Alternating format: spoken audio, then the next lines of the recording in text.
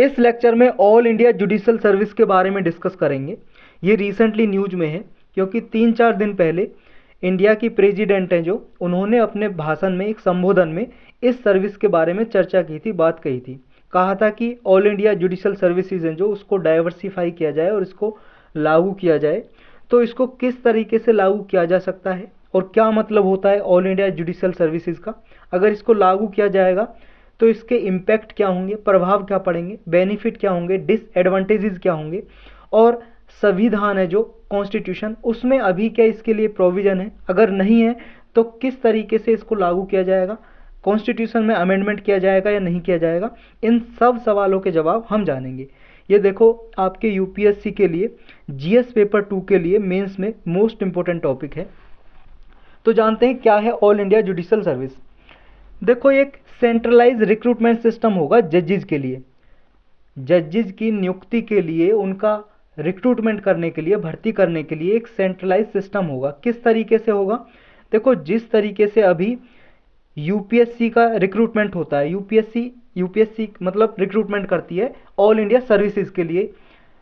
कौन सी हैं all India services? जैसे IAS, Indian administrative services, IPS, Indian police service, या फिर आईएफएस, इंडियन फॉरेस्ट सर्विस। जिस तरीके से इन सर्विसेज का रिक्रूटमेंट किया जाता है यूपीएससी के जरिए, इस तरीके से ही ऑल इंडिया जुडिशल सर्विस का रिक्रूटमेंट किया जाए तो ये होगा ऑल इंडिया जुडिशल सर्विस। किसके लिए किया जाएगा? जजेस के लिए। और कहाँ पे नियुक्त किए जाएंगे जजेस? डिस्ट्रिक्ट में। डिस्ट्रिक्ट में देखो, जो डिस्ट्रिक्ट कोर्ट होते हैं या डिस्ट्रिक्ट कोर्ट के नीचे लोअर कोर्ट होते हैं जो, उनमें जो जजेस होते हैं, सिविल जजेस, तो इनके रिक्रूटमेंट के लिए एक all India judicial service exam conduct कराया जाएगा यूपीएससी के जरिए। अगर ये लागू कर दिया जाता है तो इसका ऑब्जेक्टिव है, जो एम, लक्ष्य है, इसका टारगेट यही होगा कि जिस तरीके से जजेस की नियुक्ति की जाए वो यूपीएससी के मॉडल पे की जाए। जिस तरीके से अभी यूपीएससी एग्जाम लेता है ऑल इंडिया सर्विसेज के लिए, आईएएस, आईपीएस, आईएफएस वगैरह के लिए, तो इस तरीके से एग्जाम हो ऑल इंडिया लेवल पे। ये जो ऑल इंडिया जुडिशल सर्विसेज है, इसकी रिकमेंडेशन क्या किसी पहले कमीशन ने या किसी आयोग ने, ऑर्गेनाइजेशन ने की है? तो इसकी रिकमेंडेशन पहले भी की है। किस किस ने इसकी रिकमेंडेशन की है? देखो, लॉ कमीशन है जो, उसने अपनी रिपोर्ट में 1958 की रिपोर्ट में और 1978 की रिपोर्ट में इसके लिए सिफारिश की थी ऑल इंडिया जुडिशल सर्विसेज के लिए। उसके बाद देखो 2006 में एक पार्लियामेंट्री स्टैंडिंग कमेटी बैठी थी, उसने भी ऑल इंडिया जुडिशल सर्विसेज के बारे में रिकमेंडेशन दी थी। एक देखो, नीति आयोग ने डॉक्यूमेंट जारी किया था, न्यू इंडिया एट 75, ये strategy for new India at 75, ये एक डॉक्यूमेंट है नीति आयोग का, इसने जारी किया था। नीति आयोग के इस डॉक्यूमेंट में भी ऑल इंडिया जुडिशल सर्विसेज की बात कही गई थी कि ऑल इंडिया जुडिशल सर्विसेज को क्रिएट किया जाए। जिस तरीके से आईएएस, आईपीएस का एग्जाम होता है, इस तरीके से ऑल इंडिया लेवल पे इसका एग्जाम कंडक्ट कराया जाए। अब जानते हैं कि हमारे कॉन्स्टिट्यूशन में ऑल इंडिया जुडिशल सर्विसेज के बारे में क्या दिया हुआ है और किस तरीके से इसको लागू किया जा सकता है। देखो, कॉन्स्टिट्यूशन में आर्टिकल जो 312 है, इसमें ऑल इंडिया जुडिशल सर्विसेज को क्रिएट करने के लिए लिखा गया है कि किस तरीके से क्रिएट किया जा सकता है इसे। अगर ऑल इंडिया जुडिशल सर्विस को क्रिएट करना है तो क्या होगा? राज्यसभा में एक रिजोल्यूशन लाना पड़ेगा और वो रिजोल्यूशन पास किया जाना चाहिए राज्यसभा से एटलीस्ट 2/3 मेंबर की मेजोरिटी से। 2/3 मेजोरिटी का मतलब क्या है? देखो, जितने प्रेजेंट होंगे उस टाइम पे राज्यसभा में, मान लो 200 मेंबर प्रेजेंट होंगे, या मान लो 201 मेंबर प्रेजेंट हैं राज्यसभा में 245 में से, और राज्यसभा में रिजोल्यूशन लाया जा रहा है, तो इसका 2/3 होना चाहिए। 2/3 हो जाएगा इसका, 3 सिंह 18 और 3 सत्ते 21। अब 67 को 2 से मल्टीप्लाई कर दो, कितना हो जाएगा? ये लगभग 134। तो एटलीस्ट अगर 201 मेंबर प्रेजेंट है उस टाइम पे और वोटिंग कर रहे हैं, जो प्रेजेंट एंड वोटिंग, उसका 2/3 अगर रिजोल्यूशन में सपोर्ट करते हैं तो वो रिजोल्यूशन पास हो जाएगा और फिर ऑल इंडिया जुडिशल सर्विस को क्रिएट किया जा सकेगा। तो ये आर्टिकल 312 में लिखा है। और आर्टिकल 312 का क्लाउज 2 है जो, वो ये कहता है, देखो, ऑल इंडिया जुडिशल सर्विसेज में वो पोस्ट इंक्लूड नहीं होंगी जो डिस्ट्रिक्ट जज से नीचे हैं। डिस्ट्रिक्ट जज से नीचे हैं। और डिस्ट्रिक्ट जज क्या होता है, देखो जो डिस्ट्रिक्ट कोर्ट होते हैं उसमें जो डिस्ट्रिक्ट जज बनाया जाता है एक, और देखो डिस्ट्रिक्ट कोर्ट से नीचे भी कोर्ट होता है, लोअर कोर्ट होते हैं जो, उनमें क्या होता है, उनमें सिविल जज होते हैं जो, वो होते हैं, उन्हें बोलते हैं सिविल जज। देखो अभी जैसे एग्ज़ाम होता है जुडिशल सर्विस का, डिफरेंट डिफरेंट स्टेट में होता है, हर राज्य में अलग अलग होता है एग्ज़ाम। तो उनमें जब एग्ज़ाम देने के बाद जो उस एग्ज़ाम को पास करता है, वो एग्ज़ाम पास करने के बाद सिविल जज बनता है, सिविल जज, या फिर एक्सपीरियंस के बाद सेशन जज। सेशन जज मतलब क्रिमिनल कोर्ट का जज। तो डायरेक्टली डिस्ट्रिक्ट जज नहीं बनता है वो, तो सिविल जज बनता है।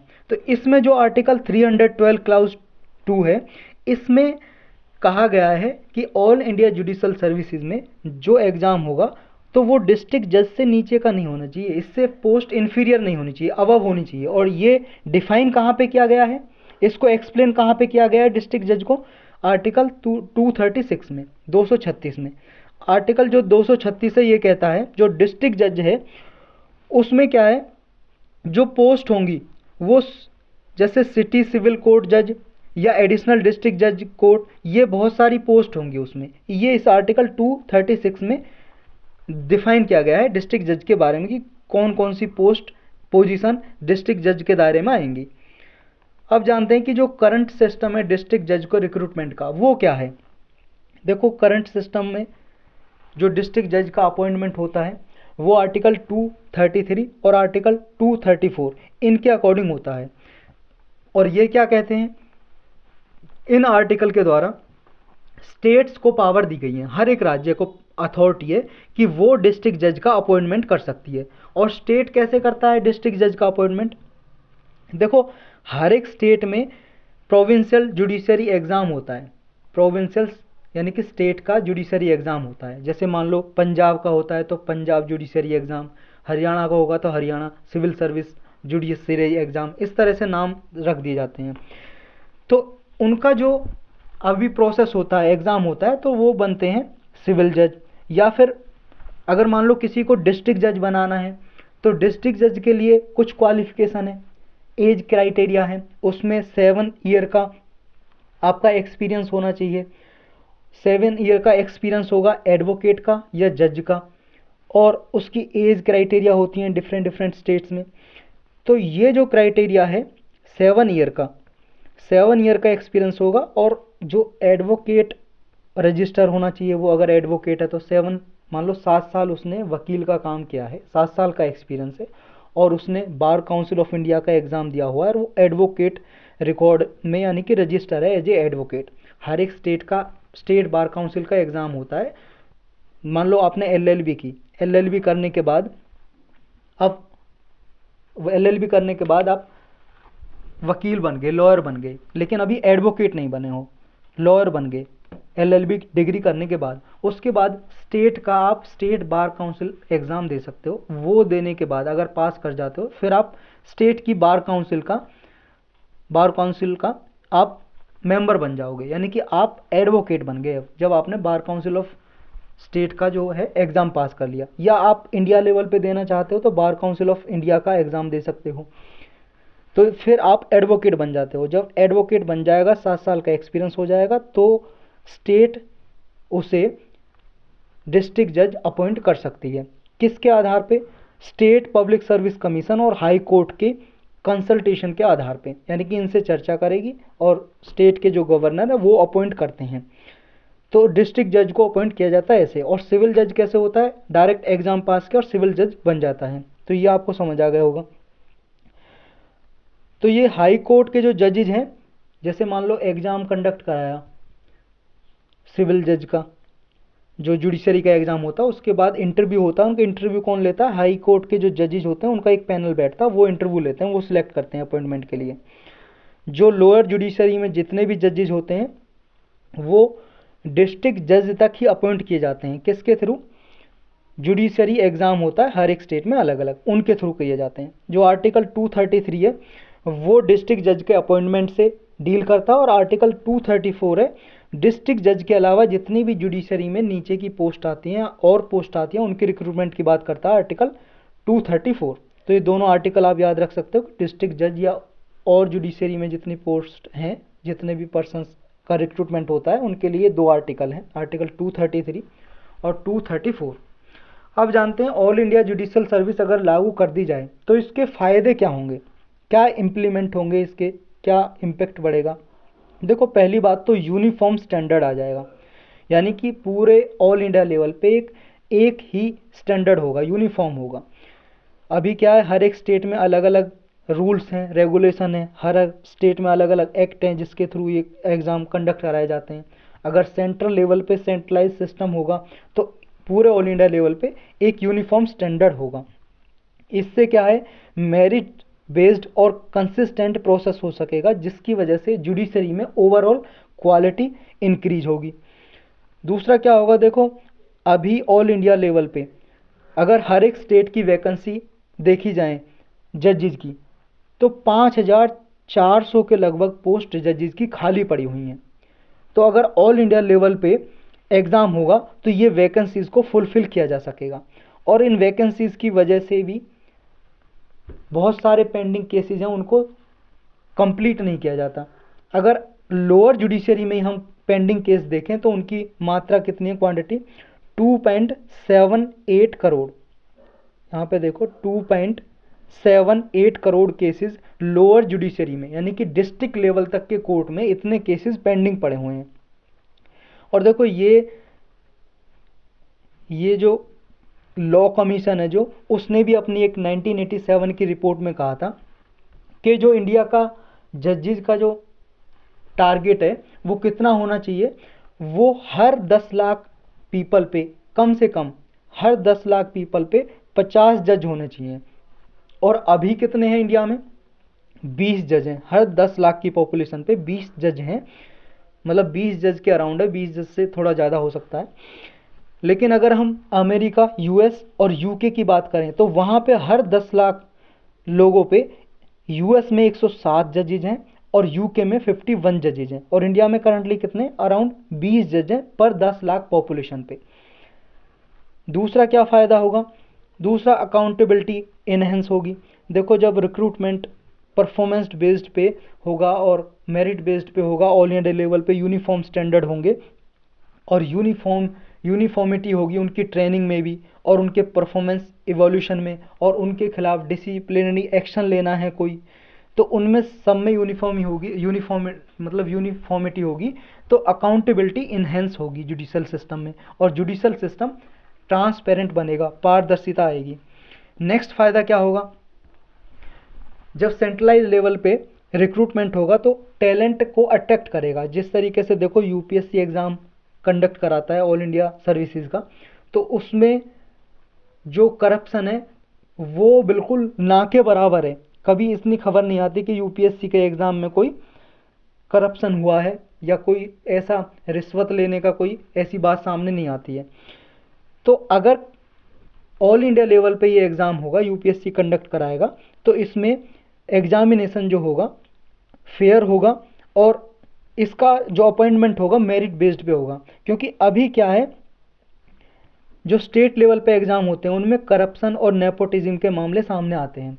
करप्शन और नेपोटिज्म के किस तरीके से, देखो जैसे डिस्ट्रिक्ट जज को अपॉइंट किया जाता है तो वो तो स्टेट अपॉइंट करते हैं, यानी कि गवर्नर अपॉइंट करता है, स्टेट पब्लिक सर्विस कमीशन और हाई कोर्ट की रिकमेंडेशन पे उनसे कंसल्टेशन करता है, एक तरह से कंसल्ट करके चर्चा करके तब अपॉइंट करते हैं। और इसमें क्या है कि नेपोटिज्म देखने को मिलता है, मतलब भाई भतीजावाद का मतलब है नेपोटिज्म, यानी कि अपने ही जो सगे संबंधी होते हैं मान लो, उनको रेफ़र किया जाता है कि इनको डिस्ट्रिक्ट जज बना दिया जाए। तो इस तरीके से देखने को मिलता है। और इस तरह के केस देखो हाई कोर्ट, सुप्रीम कोर्ट में भी देखने को मिलते हैं, आपने पढ़ाई होगा। तो ये सब कुछ कम होगा। नेक्स्ट क्या होगा, डाइवर्सिटी इंक्रीज होगी। डाइवर्सिटी मतलब विविधता। अभी देखो मान लो किसी पंजाब जुडिशल सर्विस का एग्ज़ाम हो रहा है, या तमिलनाडु जुडिशल सर्विस का हो रहा है, या फिर मणिपुर जुडिशल सर्विस का एग्ज़ाम होता है, तो वहाँ पे लगभग स्टेट के ही पर्सन अपॉइंट किए जाते हैं, वहाँ पे वो एग्ज़ाम देते हैं, तो वहाँ पे उसी स्टेट के होते हैं। अगर मान लो ऑल इंडिया लेवल पे होगा तो इससे डाइवर्सिटी आएगी। किसी भी, जैसे अभी मान लो कोई हरियाणा का पर्सन है, उसका आईएएस में सिलेक्शन हो जाता है, तो उसकी पोस्टिंग कहीं पे भी हो सकती है, कहीं पे भी आ सकती है ऑल इंडिया लेवल पे। तो इस तरीके से अगर जुडिशल सिस्टम में ये एग्ज़ाम कंडक्ट कराया जाएगा ऑल इंडिया लेवल पे, तो इसमें भी डाइवर्सिटी इंक्रीज होगी। डिफरेंट रीजन से, डिफरेंट जेंडर, कास्ट, कम्युनिटी से पर्सन को डिफरेंट डिफरेंट रीजन में अपॉइंट किया जा सकेगा। नेक्स्ट क्या होगा, ये देखो पॉलिटिकल इंटरफेरेंस देखने को मिलती है जो, वो रोकी जा सकेगी। पॉलिटिकल इंटरफेरेंस का मतलब राजनीतिक हस्तक्षेप। और पैरोकियलिज्म यानी कि नैरो जो थिंकिंग जो देखने को मिलती है कि अपॉइंटमेंट जो होता है स्टेट लेवल पे, उसमें क्या है कि जो पॉलिटिशियन होते हैं, नेता, अपने जान पहचान का जो बंदा है उसको अपॉइंट कराते हैं डिस्ट्रिक्ट जज पे। तो ये जो इंटरफेरेंस है, करप्शन होता है, ये कम होगा। बॉटम अप अप्रोच होगी। बॉटम अप अप्रोच की वजह से जो करप्शन और नेपोटिज्म, उस इश्यू को सॉल्व किया जा सकेगा। तो इतने सारे इसके इम्पैक्ट होंगे, फ़ायदे होंगे। अब चैलेंजेस जानते हैं, चुनौतियाँ क्या हैं इसके सामने। अगर मान लो ऑल इंडिया जुडिशल सर्विस को इम्प्लीमेंट किया जाए तो क्या क्या चैलेंजेस होंगे, चुनौतियाँ होंगी। पहला तो डाइवर्सिटी ऑफ लॉज। देखो डिफरेंट स्टेट हैं, उनके अलग अलग रूल्स रेगुलेशन हैं, और डाइवर्स कंट्री में डिफरेंट स्टेट में जब रूल अलग अलग होंगे, वो देखो उनकी कल्चर को, लैंग्वेज को उनको शो करते हैं, उनकी ट्रेडिशन को शो करते हैं। तो जो अलग अलग डाइवर्सिटी से पीपल आते हैं, तो उनको एक जगह लाना, तो ये एक चैलेंज होगा कि डिफरेंट कस्टम्स को, लॉ को समझना। मान लो तमिलनाडु में कस्टम्स, उनकी रीति रिवाज, ट्रेडिशन अलग हैं, उनके आधार पे लॉ बनाए गए हैं स्टेट लेवल पे। और जब डिस्ट्रिक्ट जज मान लो कोई फैसला देता है, तो उन ट्रेडिशन, कस्टम के जो रूल्स रेगुलेशन बने हों, उनको ध्यान में रखते हुए फैसला सुनाते हैं।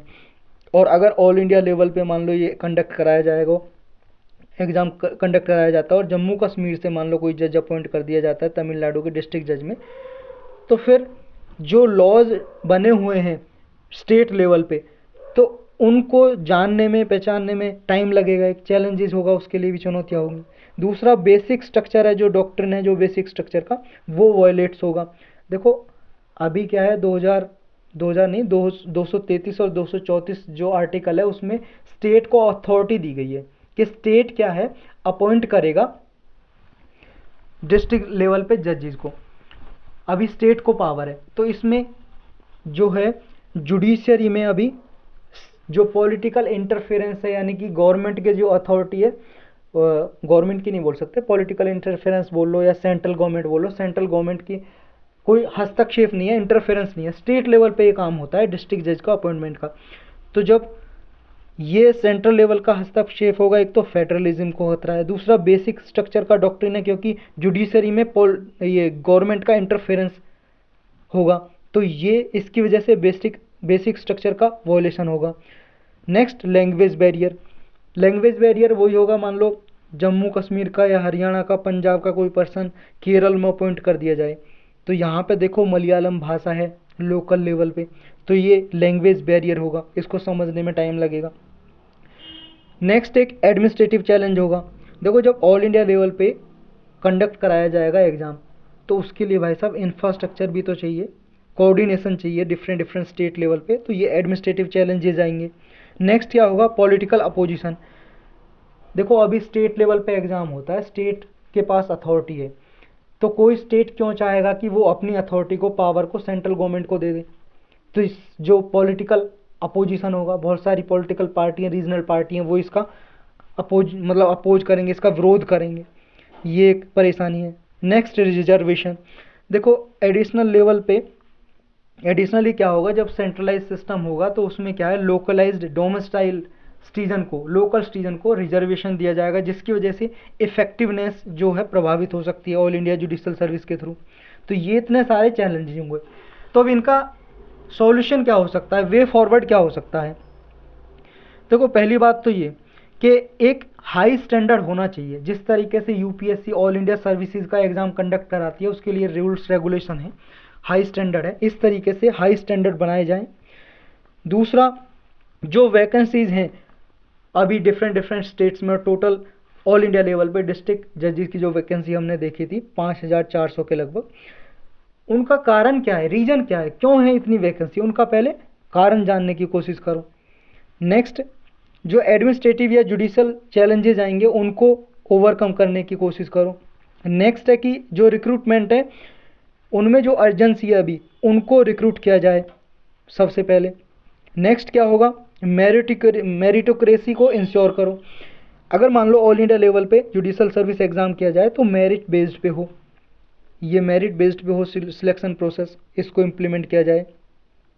अब कंक्लूजन में क्या लिख सकते हैं इसमें, देखो ऑल इंडिया जुडिशल सर्विस के लिए सारे स्टेक होल्डर्स हैं जो इनको इन्वॉल्व करने की ज़रूरत है, क्योंकि देखो जब सेंट्रलाइज सिस्टम होगा तो स्टेट गवर्नमेंट अपोज करेंगे, तो स्टेट गवर्नमेंट के साथ बैठ के पहले चर्चा की जाए, जितने भी स्टेक होल्डर हैं उनके साथ चर्चा करके कि इसके ऑल इंडिया जुडिशल सर्विस के क्या क्या फ़ायदे होंगे, क्या नुकसान होंगे, प्रोज और कॉन्स, उनको ध्यान में रखते हुए ये डिसीजन लिया जाए।